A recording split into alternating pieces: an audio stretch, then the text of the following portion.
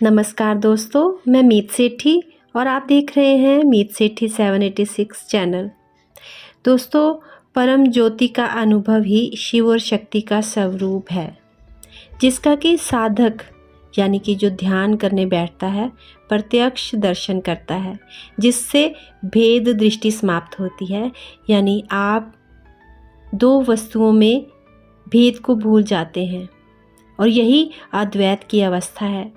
शरीर के भीतर एक अनहद नाद निरंतर चलता रहता है, जिसे कुछ लोग गहरे ध्यान में सुनते हैं और यही ब्रह्मा का स्वरूप है। इसी के बाद परम ब्रह्म की अवस्था प्राप्त होती है, जिसे परम तत्व की अनुभूति नहीं हो पाई वो इस मिथ्या जगत को सत्य मान लेता है। इसीलिए ज्ञान की प्राप्ति ही जीवन को उच्चता प्रदान करती है। केवल चेतना ही आत्मा का सत्य स्वरूप है, बाकी सब तो मिथ्या है दोस्तों। इस सत्य को जिसने सही से जान लिया वही ज्ञानी कहलाता है। तो किसी एक स्थान पर केंद्रित करना है तो विधि है कुछ भी हो उसका अभ्यास करते रहें। चित्त की चंचलता खुद ब खुद शांत हो जाएगी और स्वयं को जान लेना परमेश्वर को जान लेने के बराबर है दोस्तों।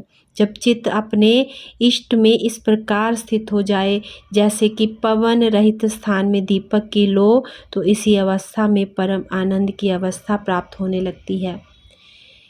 मनुष्य हमेशा बाहरी विश्व में आनंद की खोज करता है, भौतिक दुनिया में ढूंढता है, परंतु वो वास्तविक आनंद नहीं है दोस्तों।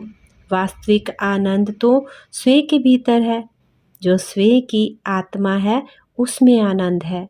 तो स्वयं के भीतर जो स्वयं की आत्मा है उसमें मनुष्य को जो आनंद की अनुभूति होती है वो उस चेतन आत्मा के कारण होती है, क्योंकि आत्मा स्वयं आनंद स्वरूप है। आनंद मनुष्य का स्वभाव है दोस्तों। उसे प्राप्त कर उसी में तन्मय हो जाना यही तो उपलब्धि है। आनंद में स्थिर हो जाना ब्रह्मा स्वरूप हो जाने के समान होता है। जब ध्यान में ऐसी स्थिति बन जाए कि वो ध्यान में इतना गहरा ले जाए आपको कि उसे बाहर की वस्तुएं आंखें खुली रहने पर भी दिखाई न दें, तो इस स्थिति को प्राप्त करके साधक यानी ध्यान करने वाला परम अवस्था को पा सकता है। ध्यान में बाहरी दृश्यों के विलीन हो जाने पर अपनी आत्मा का प्रकाश दिखाई देना शुरू हो जाता है और ये प्रकाश खुद अपनी आत्मा का ही प्रकाश होता है। साधक जब अंतर्मुखी हो जाता है, अपने अंदर उतर जाता है, तो उसे आत्म स्वरूप का ज्ञान होता है और सारी इच्छाएं वासनाएं केवल हमारे मन की उपज हैं। मन के शांत होते ही आत्म स्वरूप यानी कि आत्म साक्षात्कार हो जाता है।